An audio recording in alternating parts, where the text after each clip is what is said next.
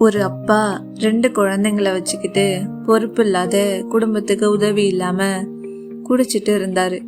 அந்த குழந்தைங்களோட அம்மா தான் வேலைக்கு போய் குடும்பத்தை நடத்திட்டு வந்தாங்க. ஒரு நாள் குடிச்சிட்டு வந்து சண்டை போட்டு மனைவியை அடிச்சிட்டாரு. கொஞ்ச நேரம் கழிச்சு சாப்பாடு எடுத்துட்டு வர சொல்லி குழந்தைகிட்ட சொன்னாரு.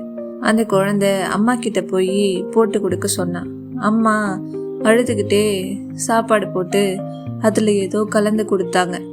குழந்தையும் அதை எடுத்துட்டு போய் அப்பா கிட்ட கொடுத்துட்டு அப்பா காதுல அம்மா இதுல ஏதோ கலந்துருக்காங்கப்பா அப்படின்னு சொல்லிச்சு. அப்படியே ஒரு சப்ஸ்கிரைப் பண்ணிக்கோங்க. வாங்க கண்டினியூ பண்ணலாம். அப்பா சாப்பாட்டை நகர்த்தி வச்சுட்டு வெளியில போய் உட்கார்ந்து மன வலியோட யோசிச்சுட்டு இருந்தாரு.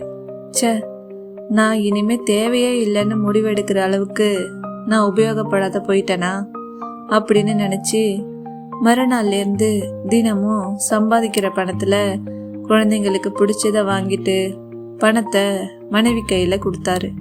ஆனாலும் தன்னை கொல்ல நினைச்சவங்க அப்படிங்கிற கோவம் அவர் மனசுல இருந்துட்டே இருந்தது. அம்மா குழந்தைகிட்ட அப்பா எப்படி இப்படி மாறினாரு அப்படின்னு கேட்டாங்க. நீ சாப்பாட்டுல ஏதோ கலந்து கொடுத்தல்ல, அது அப்பாட்ட சொன்னேன் அதான் அப்படின்னு சொன்னாங்க. அதுக்கு அம்மா சிரிச்சுக்கிட்டே அந்த மருந்த அப்பா கிட்ட வந்து காட்டுறாங்க. இது குடி மறக்கிற மருந்து, விஷம் இல்லை, நான் அவ்வளோ கெட்டவளும் இல்லை அப்படின்னு சொன்னாங்க. இப்பதான் அப்பாவுக்கும் நிம்மதியா இருந்தது. கருத்து: குடி வீட்டுக்கு மட்டும்தான் கேடு, நாட்டுக்கு நல்ல வருமானம். இந்த ஸ்டோரி உங்களுக்கு பிடிச்சிருந்ததுன்னா லைக் அண்ட் சப்ஸ்கிரைப் பண்ணிக்கோங்க.